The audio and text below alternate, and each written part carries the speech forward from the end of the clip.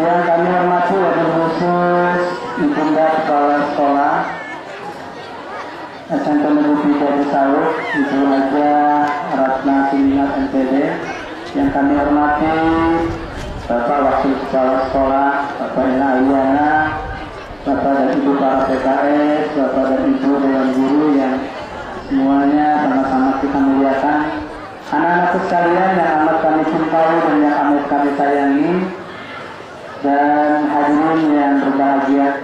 Alhamdulillah Rabbil Alamin,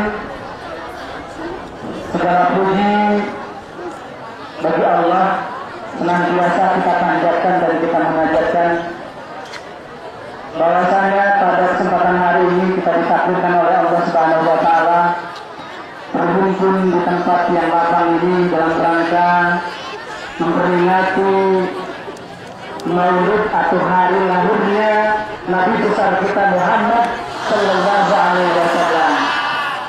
Mudah-mudahan pertemuan kita pada kesempatan pagi hari ini pertemuan yang dicatat oleh Allah, pertemuan kita nanti di surga, pertemuan yang tentunya mendapatkan ridho dan berkah dari Allah Subhanahu Wa Taala. Amin ya rabbal alamin. Salawat salam sejahtera semoga senantiasa Allah limpahkan atas junjungan alam baginda Nabi besar kita Muhammad Sallallahu Alaihi Wasallam, seorang Nabi dan Rasul, seorang manusia, seorang tokoh revolusioner dalam dunia Islam yang telah membawa umat manusia dari abad jahiliyah ke abad jahiliyah sekarang ini. Dari abad kegelapan, dari alam kegelapan, dari alam yang penuh cahaya sekali, tidak zulmati dan nur.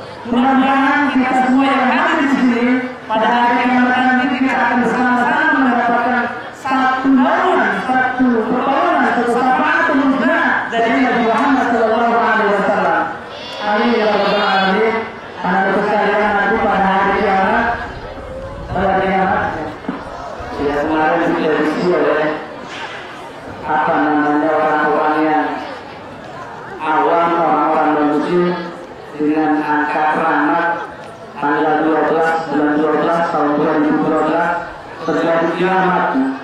Terjadi kiamatnya terjadi tidak ada. Kalau berbicara kiamat, Allah tidak usaha, hanya Allah yang tahu tentang kiamat. Tapi kalau kiamat diterjemahkan sebagai usaha tentang alam, saat ini memang terjadi banyak kerusakan.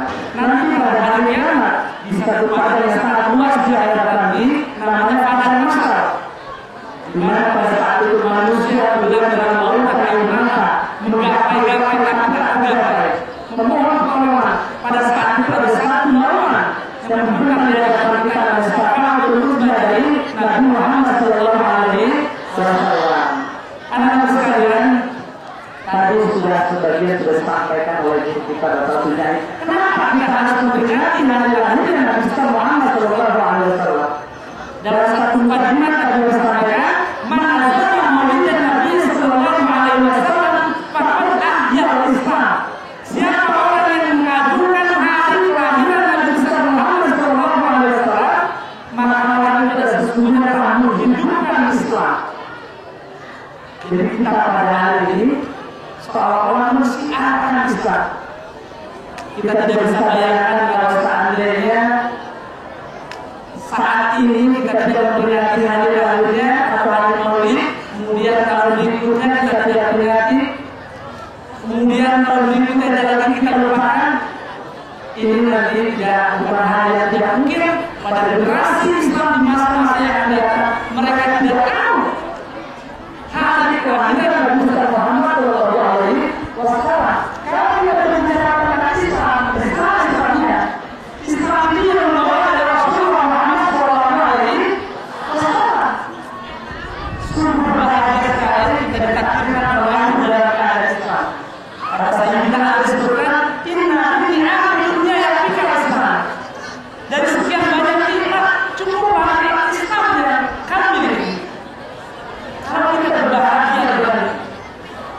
dengan nikmat Islam yang ada pada dada kita, pada diri kita.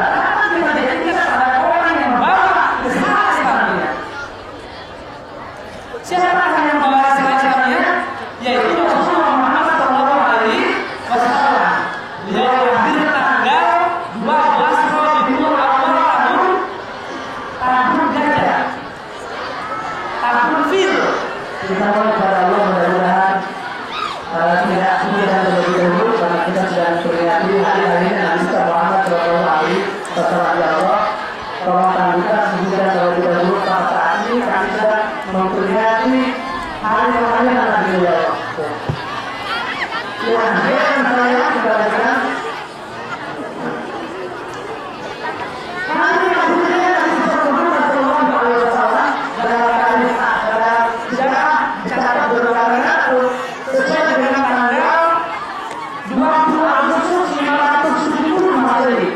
Ada satu lagi terjadi di berbeda pendapat, ada yang menyatakan tahun 571 Masehi, selisih 1 tahun. Artinya apabila kita renang kita paling di belakang sudah terjadi 1443 tahun yang lalu. Kalau misalnya kita anggap satu generasi manusia hidupnya 63 tahun dengan merujuk kepada usia Rasulullah Muhammad SAW, berarti sudah terjadi 22 generasi manusia. 14 abad yang lalu Rasulullah Muhammad SAW dilahirkan, yang kemudian membawa risalah Islamiyah sebagai penyempurna agama-agama sama yang lalu. Ya. Dan pada kesempatan siang hari ini, pagi hari ini, sesuai dengan tema yang diusung oleh panitia dengan Maulid Nabi Muhammad SAW, kita tingkatkan akhlakul karimah dan ukhuwah Islamiyah. Bahkan bukan hanya ukhuwah Islamiyah saja. Ukhuwah Islamiyah itu artinya hubungan sesama Islam. Apalagi anak-anak sekalian di sini kita juga selain ada yang beragama Islam, ada juga yang beragama non-Islam.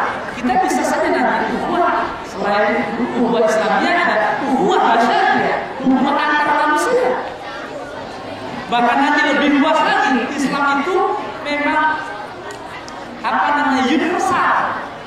Bahkan ada ukhuwah bataunya, hubungan antar negara. Islam itu membuka diri untuk hal-hal yang umum. Ya. Jadi pada hari ini barangkali kita seolah-olah nampak kilas perjalanan Rasulullah Muhammad SAW yang dilahirkan 14 abad yang lalu, tepatnya tanggal 12 awal tahun gajah. Tadi sudah disebutkan di dalam mukadimah ayat Al-Quran yang berkaitan dengan tahun gajah. Surat apa namanya? Surat Al-Fil. Bisa kita baca bersama-sama lagi? Ya. Ayo. A'udzu billahi minasy syaithanir rajim. Bismillahirrahmanirrahim. Alam tara kaifa fa'ala rabbuka bi ashabil fil. Alam yaj'al kaydahum fi tadlil wa arsala 'alaihim tayran ababil tarmihim bi'ijaratin min sijil faj'alahum ka'asfin ma'kul. Sadaqallahul azim. Maha Allah dengan segala firman-Nya. Kenapa kelahiran Nabi pada saat itu disebut tahun gajah, tahun dia? Kalian juga harus tahu sejarah. Ya, saat kelahiran Nabi kita Muhammad SAW, pada saat itu ada satu gubernur Abyssinia yang dia mengutus seorang panglima bergajah namanya Panglima Abroha, yang tujuannya mereka datang ke Mekah untuk menghancurkan Ka'bah. Anak-anak sekalian bisa melihat saat kelahiran Nabi ada satu tentara bergajah, karena memang mereka mengendarai gajah, dipimpin oleh seorang panglima yang bernama Abroha, yang tujuannya datang ke Mekah yang niatnya adalah untuk menghancurkan Ka'bah. Apa yang terjadi? Di sini sudah digambarkan di dalam surat Al-Fil bagaimana Allah telah membuktikan kebesarannya tentara bergajah sebelum sampai datang ke kota Mekah, dia bertemu dengan seorang kakek yang tercinta, Nabi Muhammad SAW yang bernama Abdul Muthalib, dijegal di perjalanan. Pada saat karena orang-orang tentara Abraha pada saat itu bukan saja ingin menghancurkan Ka'bah, mereka juga sepanjang perjalanan menuju Ka'bah, mereka itu merampas kekayaan orang Mekah. Yang mereka rampas adalah unta, yang mereka rampas adalah seluruh kekayaan-kekayaan yang dimiliki oleh orang Mekah. Kemudian itulah yang membuat murka dan amarah Abdul Muthalib ketika itu. Dihadapi dengan perjalanan, wahai Tuhan, kembalikan untaku, kembalikan kekayaanku. Sampai mereka itu tentara Abraha, tentara bergajah, merasa terheran-heran. Wahai Abdul Muthalib, tidakkah engkau merasa sayang dengan Ka'bahmu? Kami datang ke sini sengaja ingin menghancurkan Ka'bah. Apa nanti yang terjadi? Kenapa Abdul Muthalib sampai begitu begitu bersikeras melawan mereka, tetapi ingin mengembalikan, meminta hartanya kembali? Dia berkata, sebelum Ka'bah itu dihancurkan, Abdul Muthalib segera datang ke Ka'bah, kemudian dia memohon, ya Tuhan, ya Allah, saya tidak sanggup untuk memelihara rumah ini. Mereka orang jahat datang ingin menghancurkannya. Ya Allah, pelihara. Kemudian Abdul Muthalib kembali datang, wahai Tuhan Abraha, wahai Tuhan bergajah, kalau Ka'bah ada yang memiliki yaitu Allah Tuhan, sedangkan unta dan kekayaan itu adalah Tuhan, aku adalah Tuhan. Ini artinya pada saat itu kakek Abdul Muthalib sesungguhnya sudah ada tauhid terhadap Allah Subhanahu wa Ta'ala. Apa yang terjadi? Ya. Kemudian Allah tunjukkan kekuasaan, wa arsala 'alaihim tayran ababil. Allah mengutus itu tayran, itu burung ababil, burung yang berbondong-bondong. Ya. Mereka datang dan membawa batu-batu panas yang diambil dari neraka, ya. Kemudian dilemparinya itu mereka